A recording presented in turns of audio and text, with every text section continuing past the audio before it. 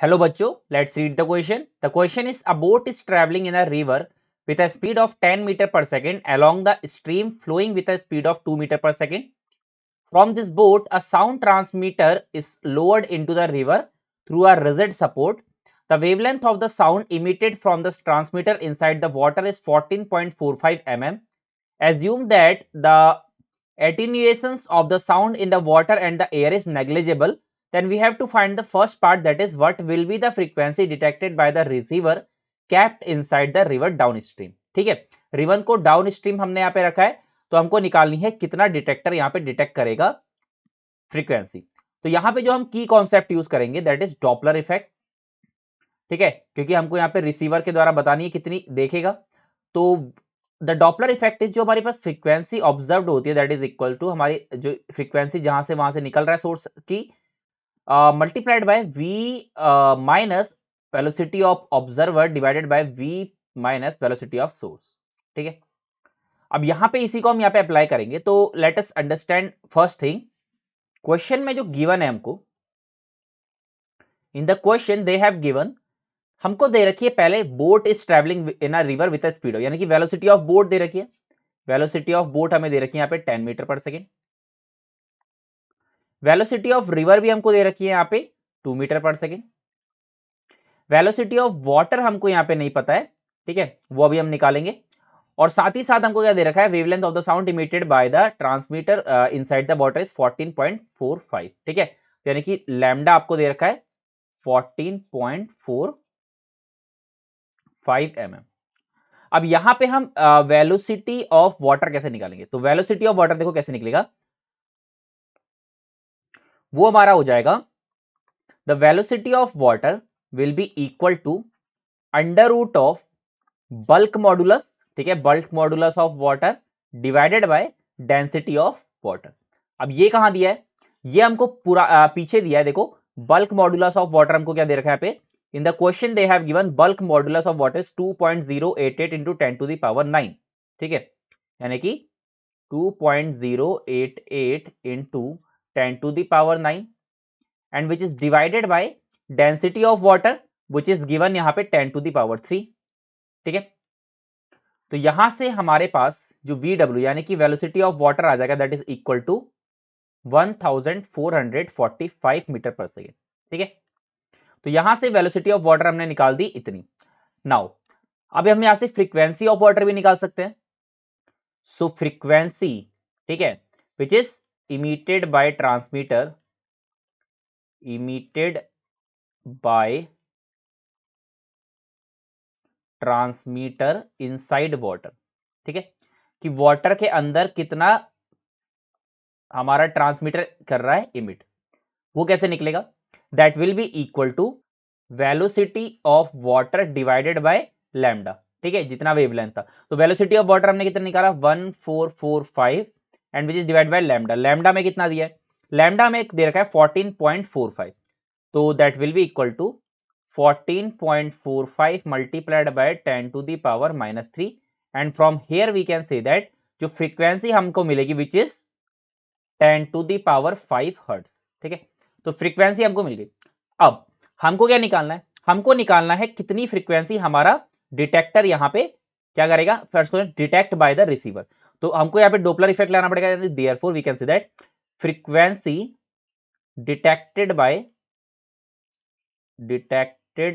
Bye receiver. तो receiver के द्वारा जो डिटेक्ट होगी दैट इज इक्वल टू हमारा जो एफ हमने निकाला which is multiplied by velocity of water plus velocity of river divided by velocity of water plus velocity of river minus velocity of source, क्योंकि वो अप्रोचिंग है। ठीक है, तो यहां पे जो आपके पास फ्रीक्वेंसी आ जाएगा, let's say this is F dash, F dash की वैल्यू ऐसे जाएगी, एफ अभी अभी हमने निकाला 10 to the power 5 multiplied by velocity of water कितना है 1445 प्लस वेलोसिटी ऑफ रिवर हमको 2 दिया है divide by 1445 plus 2 minus velocity of source which is given 10। ठीक है, यहाँ पे क्या है, सोर्स क्या है हमारे पास, यहाँ पे बोट है। ठीक है, बोट को यहाँ पे एज अ सोर्स लिया है, तो यहां से जो एफ डैश की वैल्यू आएगी that is equal to 1.00 1.0069 into 10⁵ hertz. ठीक है, तो ये वो हमारी फ्रीक्वेंसी होगी जो हमारा डिटेक्ट कौन करेगा, हमारे पास रिसीवर वहां पे डिटेक्ट करेगा। तो ये आंसर हो जाएगा हमारे पास फर्स्ट क्वेश्चन का। ठीक है, now let us read the second question. Second question क्या कह रहा है, B part, the transmitter and the receiver are now pulled up into the air, the air is blowing with a speed of 5 metre per second in the direction opposite to the river stream, determine the frequency of the sound detected by the receiver. ठीक है, so let's see इसको कैसे करेंगे। तो second scenario देखो हमारे पास क्या है। सेकंड सिनारियो में in the question number B part हमको वेलोसिटी ऑफ विंड दिया है। ठीक है, और वेलोसिटी ऑफ विंड हमें कितनी दे रखी है, 5 मीटर पर सेकेंड। ठीक है, तो 5 मीटर पर सेकेंड। हमारे पास सिनारियो कैसा है, अगर ये हमारे पास रिवर है, रिवर में इधर हमारे पास एक बोट है, तो हमें दिया है जो रिवर की वेलोसिटी है, velocity of river is equal to 2 meter per second, और वेलोसिटी ऑफ बोट क्या है, वेलोसिटी ऑफ बोट है हमारे पास 10 मीटर पर सेकेंड। और विंड जो है, विंड यहां पे हमारे अपोजिट डायरेक्शन में यहां पे जा रही है टू द बोट, यानी कि वेलोसिटी ऑफ विंड क्या दे दी यहां पे 5 metre per second which is opposite. अगर यहां पे गिवन डाटा भी अगर हम लिख दे एक बार, तो गिवन डाटा क्या दे रखा है, अब क्योंकि यहां पे एयर में हमको यहां पे गैस कांस्टेंट दे रखा है which is equal to R, तो गैस कांस्टेंट है 8.31, ठीक है, जूल पर मोल केल्विन, जूल पर मोल केल्विन। और साथ ही साथ हमको क्या दे रखा है, टेम्परेचर दे रखा है 20 डिग्री सेल्सियस, तो टेम्परेचर दे रखा है 20 degree Celsius which is 20 plus 273। ठीक है, तो कितना हो जाएगा 293 केल्विन। और दे रखा है हमको, क्या दे रखा है यहां पे हमको बल्क मॉडुलस तो हमने यूज कर लिया। नाउ द गैस कांस्टेंट हमने देख लिया, मीन मॉलिक्यूलर मास भी हमको दे रखा है एयर में, यानी कि 28.8 इंटू 10⁻⁻3। ठीक है, यानी कि मीन मॉलिक्यूलर मास, यानी कि I can say that molecular mass in air which is given as 28.8 into 10⁻⁻3। और क्या दे रखा है, and they have also given the value of CP by CV which is known as gamma. ठीक है, तो 1.4, यानी कि हमको जो गामा दे रखा है, gamma in air which is CP by CV given as 1.4।